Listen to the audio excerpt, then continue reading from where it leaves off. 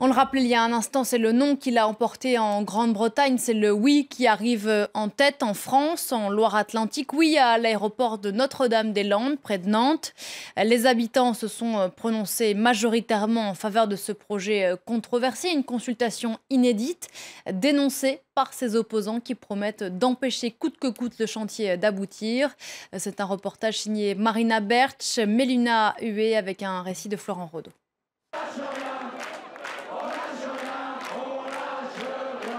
Une ambiance de fête, malgré la défaite dans les urnes. Réunis dans leur quartier général, les opposants au projet d'aéroport à Notre-Dame-des-Landes sont loin d'être abattus lorsqu'ils apprennent la victoire du oui. Plus déterminés que jamais à poursuivre la bataille juridique, ils dénoncent une mascarade et n'envisagent pas une seconde de devoir partir.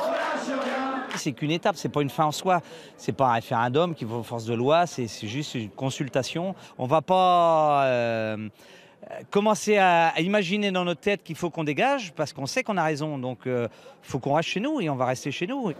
C'est dans ces cartons que chaque président de bureau est venu déposer dimanche soir le résultat de la consultation à la préfecture.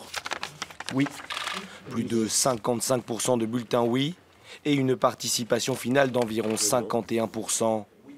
Une fois les résultats publiés, certains élus socialistes locaux ont lancé un appel au calme. Je demande à ces organisations de ne pas encourager, de ne pas soutenir, par quelque moyen que ce soit, toutes celles et ceux qui ne manqueront pas de continuer à s'opposer à ce projet. Il en va de la paix civile finalement dans notre département. Jean-Marc Ayrault, ancien maire de Nantes, appelle lui également au respect du vote. Il emboîte le pas à Manuel Valls, le Premier ministre qui pourrait donner dès octobre le feu vert à l'évacuation de la zone occupée depuis des mois par les opposants au projet.